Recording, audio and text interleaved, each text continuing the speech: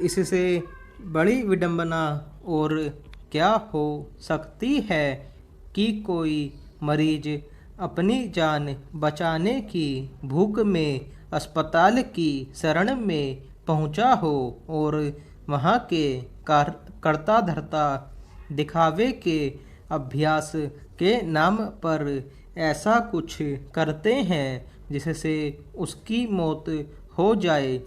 खास तौर पर वैसे लोगों की जान के साथ खिलवाड़ करके मौत की नींद सुला देने से ज़्यादा आपराधिक और क्या होगा जिनकी जिंदगी बचाई जा सकती थी।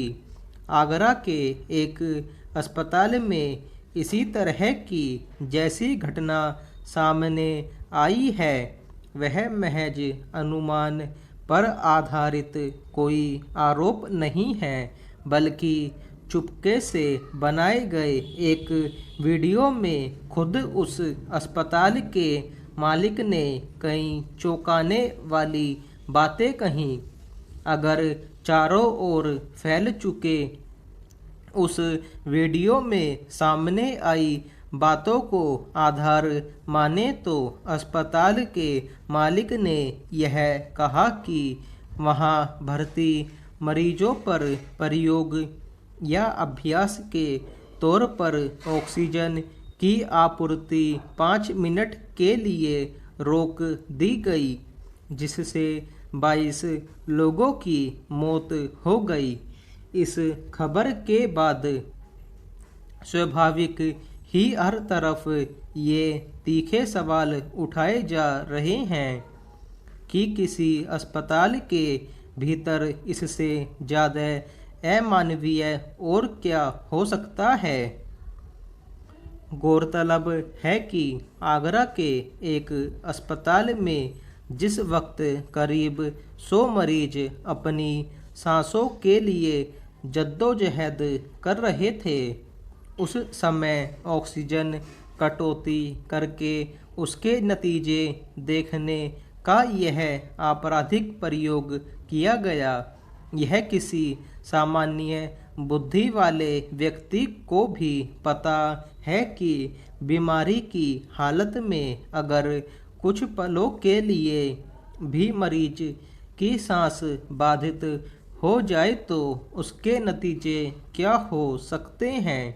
सिर्फ इसी वजह से ऑक्सीजन की सहायता से किसी मरीज की सांस की प्रक्रिया को सामान्य बनाने की कोशिश की जाती है, ताकि उसके जीवन पर आने वाले खतरे को कम किया जा सके।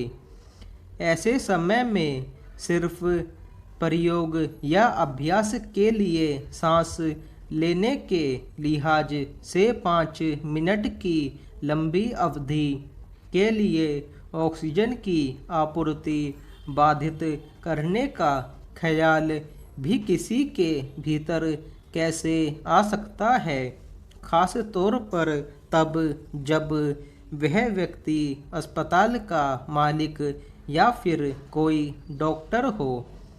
यूँ भी अगर कोई सफाई के तौर पर मॉक ड्रिल यानी झूठे अभ्यास की बात करता है, तो इसका मतलब क्या होना चाहिए? क्या मरीजों की मौत का इंतजाम करने को केवल अभ्यास के तौर पर देखा जा सकता है? अब जब अस्पताल के मालिक का वीडियो चारों तरफ फैल जाने के बाद मामला तूल पकड़ता दिख रहा है, तब प्रशासन की ओर से जांच और कार्रवाई करने की बात कही जा रही है।